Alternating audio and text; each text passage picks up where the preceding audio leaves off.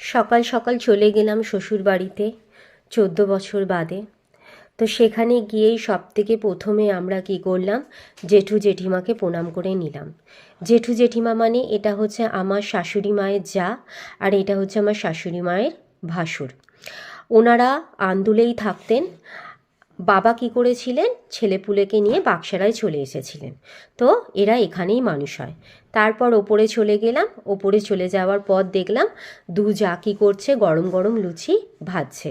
যেহেতু আমরা সকাল সকাল গেছিলাম, তো ওনারা বলেই ছিল যে জলখাবারটা আমরা যেন ওখানেই খাই। তো আমাদের যা দিয়ে দিল ঘুগনি, গরম গরম লুচি আর দুটো করে রসগোল্লা। তো তিন জায় মিলে কি করলাম, খেতে বসে গেলাম। তারপরে কি করলো, আমাদের ও বাড়ির যে দু যা আছে তারাও চলে এলো। তো সবাই মিলে একসাথে গল্প করতে করতে ব্রেকফাস্টটা কি করলাম, খেয়ে নিলাম। অনেক দিন পরই আবার সবার সাথে দেখা হলো। তারপরে ওই গলিটার মধ্যেই বাচ্চাগুলো একটু সবাই মিলে খেলছিল।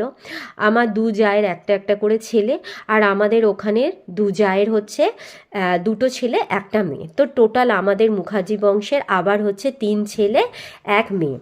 তো যাই হোক, তারা খেলছিল, আমরা ওপরে কি করলাম, ছাদে ঘোরাঘুরি করছিলাম। তো বাইরেটা দেখছিলাম যে কত সুন্দর, যেহেতু আমরা অনেক বছর গেছিলাম ওখানকার কোনো কিছুই আমরা জানতাম না। এটা হচ্ছে পিসিমশাই, মানে আমার হাজব্যান্ডের পিসিমশাই পাশেই থাকেন।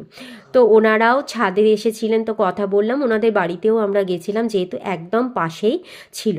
তো এতটাই ঠান্ডা ছিল যে নিচে নামা যাচ্ছিল না। তো আমরা সবাই মিলে ওপরেই কি করছিলাম, দাঁড়িয়ে দাঁড়িয়ে গল্প করছিলাম। ওটা হচ্ছে আমাদের ও বাড়ির বড় ভাসুর। তো যাই হোক, বড় ভাসুর এটা সবাই মিলে কি করলাম, নিচে নেবে চা খেয়ে নিলাম।